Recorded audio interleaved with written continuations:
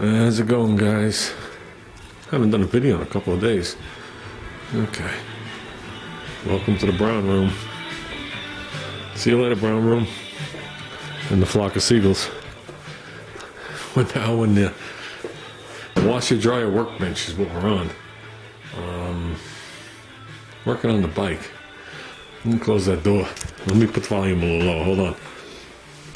How's that? Okay. We cleaned this a little bit the other day. I'm not going to go crazy. It is what it is. But I had to go buy a seat post today. Okay. When Junior took this bike years ago, for some reason he didn't like my seat. I don't know why. I don't even remember what the seat looked like. I just remember everything on the bike was the way it came, except for additional cup holders there, water bottle holders. Everything's the way it came. Okay, the only thing that was upgraded on this bike was the chain, because I kept snapping chains. That's really what this video is about 2 seconds. But to make a long story short, I knew Junior bought this seat. As you can see, it's been a while. Okay, I remember the seat. Okay, and when we were cleaning out the utility trailer, I found this seat on another bike. I was like, mint. Took the pole and seat off, threw it in the trailer, called it done. And now I have somebody to ride bikes with. Okay, so I want to ride the bike. I'm looking for an excuse to ride the bike. I've been walking. Nice to change things up a little bit. It's different muscles, different whatever. Scenery's a little faster. I'll see more of it. Okay. So now I go to put the seat in, and the pole's too big. I'm talking about, I can't even tell you how small. We're not even talking about the thickness of this cable. Too big. I didn't realize that they made seat poles. Like if it's 16 millimeter, they made 16, 16.2, 16.8, 17. I didn't realize it was that small of a difference. So I'm like, oh man. So I called my friend, the bike guy, and I asked him, because I talked about this once months ago. And he looked it up and he says, you have a 17.2, not 17, 17.2 millimeter post. And he told me where to go. I went to this place here, Cycle Plus in Huntington. Port Washington. Okay. They were closed. Okay, they had the second location. It's got to be on there somewhere because I did not go into Port Washington to buy this bike. Well, maybe I did. I don't remember. I don't remember where I went. I just remember it wasn't like a Toys R Us. Okay, this was the lower end Cannondale mountain bike back in, I bought it in '94, the M500. It was the M400, 500. There was an 800. There was the Beast from the East. There was all different ones. And basically the frames were the same as aluminum. Very thin aluminum. This is when this stuff was made in the United States before they started sending Cannondale out to China. The rims are aluminum. I guess high-tech in the day at 495 grams, which is probably super heavy for a road bike. The spokes. Okay, the forks were steel. Okay, that's what brought it down to a lower level with the steel forks. Okay. But I had the big headset and whatever, okay? So I went to buy the post today. I get to the bike store. There's a line outside. There's a couple of people. It's only 2 people. They got a tent set up outside, and the guy will only open the door slit to talk to you. And there's some guy, I don't know, trying to pick up a bicycle that someone else dropped off, and whatever. We get through all that. And the guy goes, he opens the door, and he goes, did you phone us? Did you phone in your order? I was like, no. He goes, oh, you have to. And I told him who I was and who my friend was, who was a good friend to him. He goes, oh, okay, I'll help you, no problem. He goes, what do you need? I said, I need a 27.2 millimeter post for my Cannondale. He's like, okay. He comes back, goes, listen. He goes, normally I have a standard post and a higher end post. He goes, I'm out of the standard posts, but I could have it possibly by the end of the week. Or I could sell you this one. Normally I would just sell you the regular one if you just wanted a regular post. Now the difference is this one has some kind of adjustable spring shock mechanism in it. Now if anybody knows anything about mountain biking, you don't sit on the seat. Only when you're driving it on the road. Okay, that's the purpose of a short mountain bike frame. Okay, on a road bike, this is supposed to be like into your crotch area. You're supposed to sit on the seat. The frames are tall. You sit on the seat, you stretch your leg out. On a mountain bike, you're supposed to have X amount of inches between here and your crotch area. grind, whatever you want to call it, in a seam. Okay, that's where the frames are shorter. So, to make a long story short, $50 later, I got a new seat post and a ripped seat. But with that said, you look at the bike, it's got two different tires on it. This is the original tire. Junior turned around and bought one of those things to convert it into like an exercise bike. And when you used it in conjunction with this, it sounded like a freight train coming through the house, literally. Didn't matter. You could have been outside, you heard it. So he bought this with a street tread on it. This tire got lost. So now I say to myself, if I'm going to drive this thing on the road, which I'm going to do, okay, you could still see these tires are discolored from all the mountain biking we did with this thing. If I'm going to drive it on the road, I'd rather have this. I'd really rather have two of them. But I'm going to make sure this thing is good before. This thing has removable sprockets. There was a lot of high-tech stuff for 94. Nowadays, it's just like, it's common nothing. That's what you got to look for when you see this. And yeah, you got the real deal. Okay, these things were made out of Pennsylvania. Okay, like I said, very thin aluminum. Okay, balls are aluminum. Headset or the neck was steel. Unadjustable, you have to put shims in it. Back in the day, like I said, the forks were steel. That's what brought the price down. This bike was still over $800 at the time. That's a lot of money 26 years ago. This reflector was not there. I just put it there. Used to be there. That was the only reflector on the bike. But the reason I bring this up is before this, I had a Fuji. When mountain bikes were just starting to come out, they were basically 10 speeds or 12 speeds with slightly gnarly tires on them, and they were calling them mountain bikes. It was before stuff like this became popular. They were just 10 speeds converted to 12 speeds or 15 speeds or whatever it was, yeah, because you would have the 5 in the back, they'd put 3 up front. But I mean, you could see how small my lower cog is. It's almost as small as you can get. And these, what you can't tell is there's teeth missing off them, which is probably common now. Okay, that allows when you slide the chain over for it to bite in. And the teeth, okay, on this cog is not round. It is offset to match the pedals. Because when you first come off, you have the most power. When you get in the bottom of the stroke, you have the least amount of power. And they oval the gear so the power or the force into your body is equal. So you don't have to, you could keep it more stable. Which, like I said, was high-tech then, but probably not high-tech now. Now, this is probably about the 10 set of pedals. These are probably cheap pedals, if I remember right, that I probably bought for Junior. Because my biggest thing on mountain bikes was I would rip the pedals off and break the chains. I was the mountain biker that never got off the seat when I hit the hill. And I would just put all my leg effort into it and chug up the hill and usually snap the chain. Or snap off a pedal and we'd come back with just a post sticking out and this thing digging into my leg. Okay? A lot of battle scars. Okay? All across here. Okay?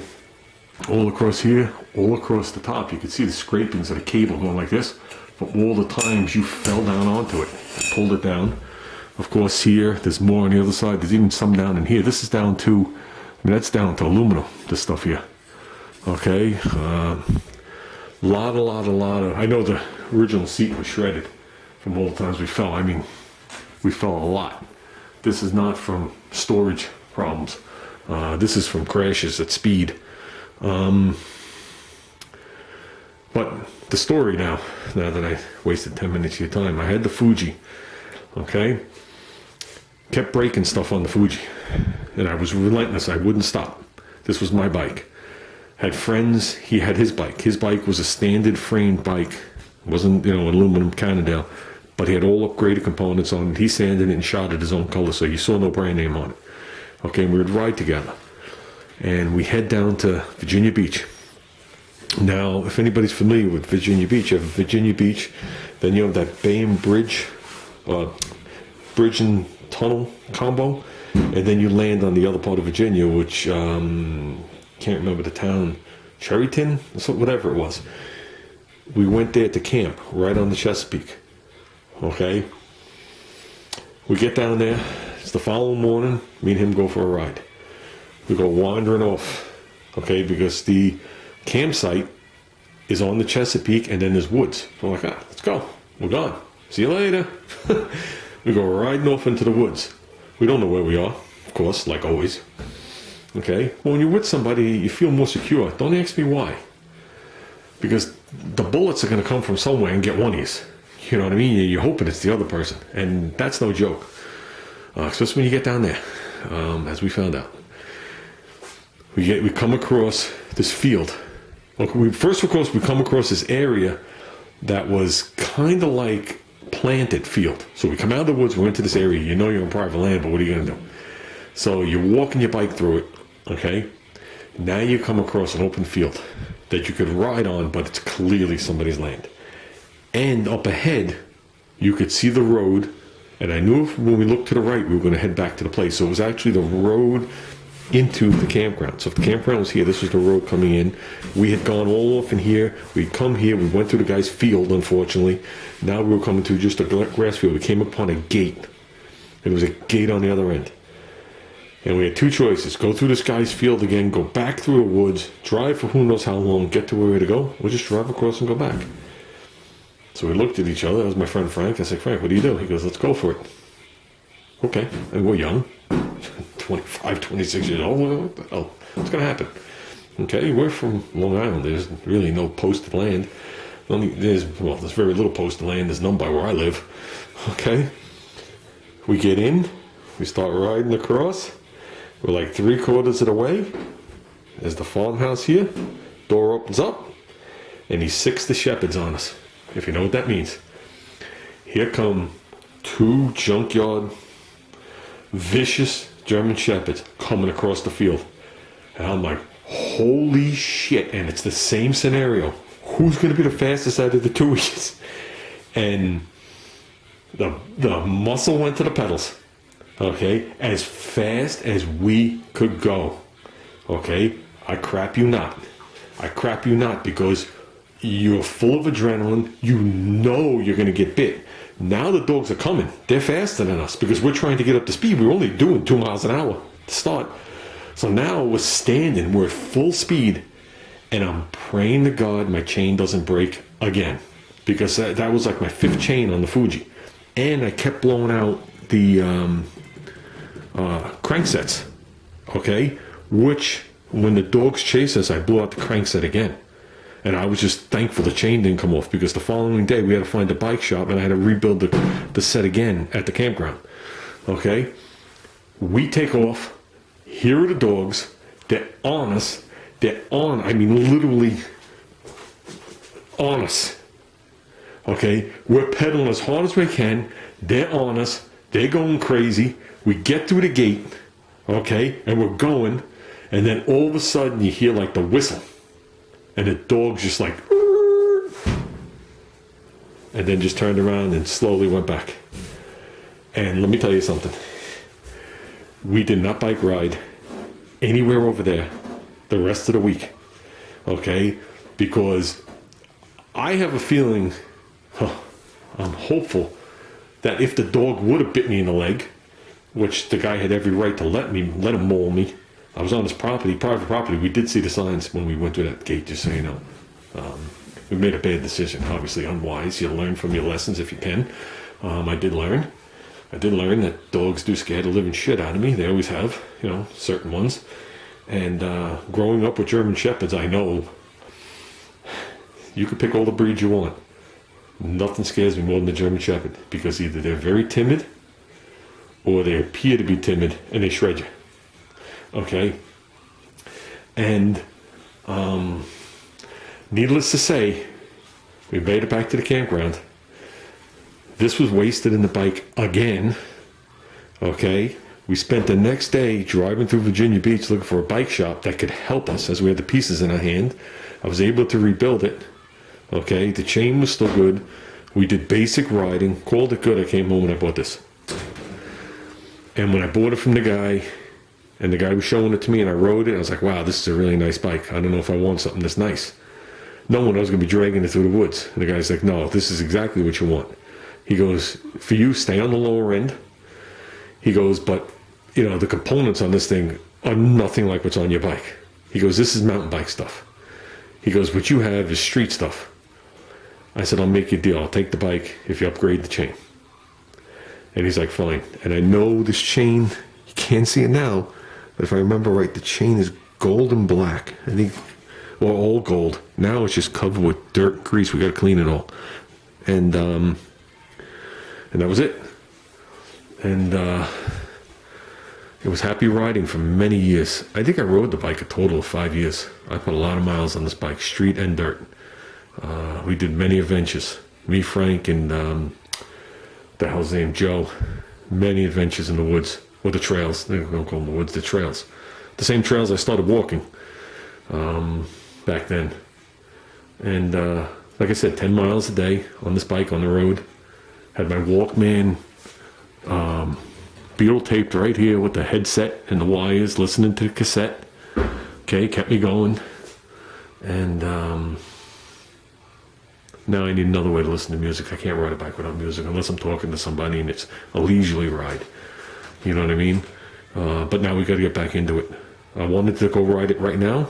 I got no air in the tires. Okay? Guess what I don't have here? I don't have my compressor. I don't have any compressors. So tomorrow I'm going to just stop at Harbor Freight, I guess. I don't know. Well, no, I'll just toss the thing in the back of my car, put air in it. Eventually my compressors will be here, or I won't be here. That's the best way I can word that. But that's a story in itself. That's a video on its own. So I'm trying to ignore that right now if I can. But that's it in a nutshell. Either the compressors are going to be here, and you're going to see me with compressors in another car, or I'm not going to be here. But so this thing's good. Yeah, it's on the washing machine. What am I going to do?